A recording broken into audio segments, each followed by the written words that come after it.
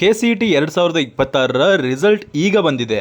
ಆದರೆ ಬಹಳಷ್ಟು ವಿದ್ಯಾರ್ಥಿಗಳು ಈ ಒಂದು ಲಿಂಕ್ ಅನ್ನು ಟಚ್ ಮಾಡಿಕೊಂಡು ಈ ರಿಸಲ್ಟ್ ಅನ್ನು ನೋಡ್ತಾ ಇರೋದ್ರಿಂದ ಈ ಸರ್ವರ್ ಅಲ್ಲಿ ಸ್ವಲ್ಪ ಎರರ್ ಕಾಣಿಸ್ತಾ ಇದೆ. ಆದ್ರಿಂದ ಸ್ವಲ್ಪ ಸಮಯದ ನಂತರ ಈ ಒಂದು ರಿಸಲ್ಟ್ ಅನ್ನು ಚೆಕ್ ಮಾಡ್ಕೊಳ್ಳಿ. ಈ ಒಂದು ವಿಡಿಯೋದಲ್ಲಿ ಕೌನ್ಸಿಲಿಂಗ್ ಯಾವಾಗ ಆರಂಭವಾಗುತ್ತೆ ಅನ್ನೋದರ ಬಗ್ಗೆ ನಾನು ಮಾತನಾಡಲಿದ್ದೇನೆ. ಅದರ ಜೊತೆಗೆ ನಿಮಗೆ ರಿಸಲ್ಟ್ ಇನ್ನೂ ಕೂಡ ಚೆಕ್ ಮಾಡ್ಕೊಂಡಿಲ್ಲ ಅಂದ್ರೆ ಕೆಳಗೆ ನಿಮಗೆ ಕಮೆಂಟ್ ಬಾಕ್ಸ್ ಅಲ್ಲಿ ಅದನ್ನ ಪಿನ್ ಮಾಡಿರ್ತೇನೆ. ಆ ಒಂದು ಲಿಂಕ್ ಅನ್ನು ಟಚ್ ಮಾಡಿಕೊಂಡು ನೀವು ಈ ಒಂದು ರಿಸಲ್ಟ್ ಅನ್ನು ನೋಡ್ಕೊಳ್ಬಹುದಾಗಿರುತ್ತೆ. ಅಲ್ಲಿ ನಿಮಗೆ ಅಪ್ಲಿಕೇಶನ್ ನಂಬರ್ ಮತ್ತೆ ಡೇಟ್ ಆಫ್ ಬರ್ತ್ ಅನ್ನು ಹಾಕಿದ ತಕ್ಷಣ ಇಮಿಡಿಯೇಟ್ಲಿ ನಿಮಗೆ ನಿಮ್ಮ ರಿಸಲ್ಟ್ ಅನ್ನು ತೋರಿಸ್ತಾರೆ.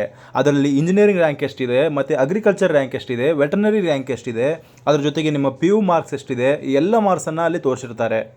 ಅದರ ಜೊತೆಗೆ ನೀವು ಕೂಡ ಕ್ರಾಸ್ ಚೆಕ್ ಅನ್ನು ಮಾಡ್ಕೊಂಡಿರ್ತೀರಾ. ನಿಮ್ಮ ಹತ್ತಿರ OMR ಶೀಟ್ ಕೂಡ ಇರುತ್ತೆ. ಆ ಮಾರ್ಕ್ಸ್ಗಳು ಕರೆಕ್ಟ್ ಆಗಿದಾವೋ ಇಲ್ಲವೋ ಅನ್ನೋದನ್ನ ಕರೆಕ್ಟಾಗಿ ಚೆಕ್ ಮಾಡ್ಕೊಳ್ಳಿ. ಚೆಕ್ ಮಾಡ್ಕೊಂಡು ಏನಾದರೂ ಆಬ್ಜೆಕ್ಷನ್ಸ್ಗಳಿದ್ರೆ ನೀವು KE ಅನ್ನು ಕಾಂಟ್ಯಾಕ್ಟ್ ಮಾಡಬಹುದು. ಅಂತಹ ಆಬ್ಜೆಕ್ಷನ್ಸ್ಗಳು ಇರೋದಿಲ್ಲ ಅಂತ ಅನ್ಕೊಳ್ತೇನೆ. ಯಾಕಂದರೆ ಆಲ್ರೆಡಿ ಅವರು ಆನ್ಸರ್ ಕೀಯನ್ನು ರಿಲೀಸ್ ಮಾಡಿದ್ರು. ಅದರಲ್ಲಿರುವಂತಹ ಮಾರ್ಕ್ಸ್ಗಳೇ ನಿಮಗೆ ಈಗ ಬಂದಿರುತ್ತದೆ ಹೊರತು ಅದರಲ್ಲಿ ಏನು ಚೇಂಜ್ ಆಗಿರೋದಿಲ್ಲ. ಈಗ ಮುಖ್ಯವಾಗಿರುವಂತಹ ವಿಷಯದ ಬಗ್ಗೆ ಮಾತನಾಡೋಣ. ಅದು ಕೌನ್ಸಿಲಿಂಗ್ ಯಾವಾಗ ಆರಂಭವಾಗುತ್ತೆ ಈ ರಿಸಲ್ಟ್ನ ಬೇಸಿಸ್ ಮೇಲೆ.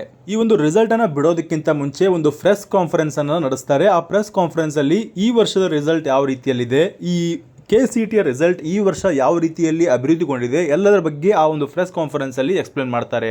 ಅದರಲ್ಲಿ ಈ ಕೌನ್ಸಿಲಿಂಗ್ ಯಾವಾಗ ಆರಂಭ ಆಗುತ್ತೆ ಅನ್ನೋದನ್ನು ಕೂಡ ಎಕ್ಸ್ಪ್ಲೇನ್ ಮಾಡಿದ್ದಾರೆ. ಅದನ್ನು ನಿಮಗೆ ಕ್ಲಿಪ್ ಅನ್ನು ಹಾಕ್ತೇನೆ, ಕ್ಲಿಪ್ ಅನ್ನು ನೋಡ್ಕೊಂಡು ಬನ್ನಿ, ಆಮೇಲೆ ಮಾತಾಡೋಣ. ಈಗ 10ನೇ ತಾರೀಕಿನಿಂದ ಆಪ್ಷನ್ ಎಂಟ್ರಿ ಸ್ಟಾರ್ಟ್ ಆಗ್ತದೆ. ಅದಾದ್ಮೇಲೆ 4 ದಿವಸ ಆದ್ಮೇಲೆ ಮಾಕ್ ರಿಸಲ್ಟ್ ಕೂಡ ಅನೌನ್ಸ್ ಮಾಡ್ತಾರೆ. 10ನೇ ತಾರೀಕು ಸ್ಟಾರ್ಟ್ ಆಗುತ್ತೆ. ನಿಮಗೆ detailed calendar it will be released.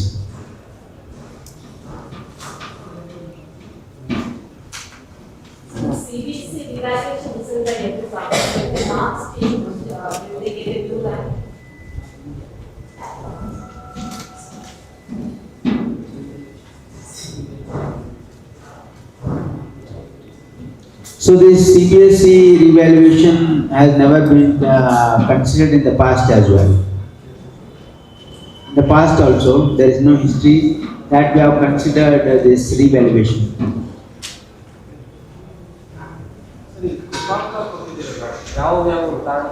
ಅಂದ್ರೆ ರಿಸಲ್ಟ್ ಇವತ್ತು 6ನೇ ತಾರೀಕು ಬಿಟ್ಟಿದ್ದಾರೆ. 6ನೇ ತಾರೀಕು ಆದಮೇಲೆ ನಿಮಗೆ 4 ದಿವಸಗಳ ಕಾಲ ಟೈಮ್ ಇರುತ್ತೆ. ಆ ಒಂದು ಟೈಮ್ ಪೀರಿಯಡಲ್ಲಿ ನೀವು ಏನು ಮಾಡ್ತೀರಾ ಅಂದರೆ ನೀವು ಒಂದು ಆಪ್ಷನ್ ಎಂಟ್ರಿ ಲಿಸ್ಟನ್ನು ರೆಡಿ ಮಾಡ್ಕೊಳ್ತೀರಾ. ಆಪ್ಷನ್ ಎಂಟ್ರಿ ಲಿಸ್ಟನ್ನು ರೆಡಿ ಮಾಡ್ಕೊಂಡ ಮೇಲೆ ಪ್ರೀ ರೌಂಡ್ ಸ್ಟಾರ್ಟ್ ಆಗ್ತದೆ. ಯಾವಾಗ ಅಂದರೆ 10ನೇ ತಾರೀಕೆ ಈ ಒಂದು ಪ್ರೀ ರೌಂಡ್ ಸ್ಟಾರ್ಟ್ ಆಗ್ತದೆ. ಆದ್ದರಿಂದ ಈ 10ನೇ ತಾರೀಕು ಒಳಗಾಗಿ ನೀವು ಈ ಎಲ್ಲವನ್ನು ಲಿಸ್ಟನ್ನು ಮಾಡ್ಕೊಳ್ಬೇಕು. ನಿಮಗೆ ಯಾವುದರಲ್ಲಿ ಇಂಟ್ರೆಸ್ಟ್ ಇದೆ, ನಿಮ್ಮ ರ್ಯಾಂಕಿಗೆ ಯಾವ ಒಂದು ಸೀಟ್ಗಳು ಅಥವಾ ಯಾವ ಒಂದು ಕಾಲೇಜ್ ಲಾಸ್ಟ್ ಇಯರ್ ಸಿಕ್ಕಿತ್ತು, ಈ ಎಲ್ಲ ಒಂದು ಲಿಸ್ಟನ್ನು ಮಾಡಿಕೊಂಡು ಇದರ ಬಗ್ಗೆ ಅನಾಲಿಸಿಸ್ ಅನ್ನು ಮಾಡಿಕೊಂಡು ನೀವು ಪ್ರಿಪೇರ್ ಮಾಡಬೇಕಾಗುತ್ತೆ ಒಂದು ಪ್ರಿಯಾರಿಟಿ ಲಿಸ್ಟನ್ನು. ಆ ಪ್ರಿಯಾರಿಟಿ ಲಿಸ್ಟನ್ನು ಏನು ಮಾಡ್ಕೊಳ್ಬೇಕಂದ್ರೆ ನೀವು ಆಪ್ಷನ್ ಎಂಟ್ರಿಯಲ್ಲಿ 10ನೇ ತಾರೀಕು ನಿಮಗೆ ಆಪ್ಷನ್ ಎಂಟ್ರಿಯನ್ನು ಬಿಡ್ತಾರೆ. ಆ ಒಂದು ಆಪ್ಷನ್ ಎಂಟ್ರಿಯಲ್ಲಿ ನೀವು 750 ರೂಪಾಯಿಯನ್ನು ಪೇ ಮಾಡಿ ಆಪ್ಷನ್ ಎಂಟ್ರಿಯನ್ನು ಮಾಡ್ತೀರಾ. ಆ ಒಂದು ಆಪ್ಷನ್ ಎಂಟ್ರಿ ಇರುತ್ತಲ್ಲ ಭಾಳಷ್ಟು ಇಂಪಾರ್ಟೆಂಟ್ ಆಗಿರುತ್ತೆ. ಆದ್ದರಿಂದ ಗಮನ ಇಟ್ಟುಕೊಂಡು ಈ ಪ್ರಿಯಾರಿಟಿ ಆರ್ಡರನ್ನು ಮಾಡಿಕೊಂಡು ಆಪ್ಷನ್ ಎಂಟ್ರಿಯನ್ನು ಮಾಡಬೇಕಾಗುತ್ತೆ. ಈ 10ನೇ ತಾರೀಕು ಆದಮೇಲೆ 14ನೇ ತಾರೀಕು ಒಳಗಾಗಿ ನಿಮಗೆ ರಿಸಲ್ಟನ್ನು ಕೂಡ ಬಿಡ್ತಾರೆ ಅಂತ ಹೇಳ್ತಾ ಇದ್ದಾರೆ. ಅದರ ಬಗ್ಗೆ ರಿಲೇಟೆಡ್ ಇರುವಂತಹ ಎಲ್ಲ ಮಾಹಿತಿಯನ್ನು ನಿಮಗೆ ವೆಬ್ಸೈಟಲ್ಲಿ ಪ್ರಕಟ ಮಾಡ್ತೇವೆ ಅಂತ ಕೂಡ ಈ ಒಂದು ಪ್ರೆಸ್ ಕಾನ್ಫರೆನ್ಸಲ್ಲಿ ಹೇಳಿದ್ದಾರೆ. ಆದ್ದರಿಂದ ವೇಟ್ ಮಾಡೋಣ. ಇದರ ಬಗ್ಗೆ ಪೂರ್ತಿ ಮಾಹಿತಿಯನ್ನು ನಮ್ಮ ಚಾನಲಲ್ಲಿ ನಿಮಗೆ ದೊರಕ್ತಾ ಇರ್ತದೆ. ಆದ್ದರಿಂದ ಚಾನಲ್ನ ಸಬ್ಸ್ಕ್ರೈಬ್ ಮಾಡ್ಕೊಳ್ಳಿ.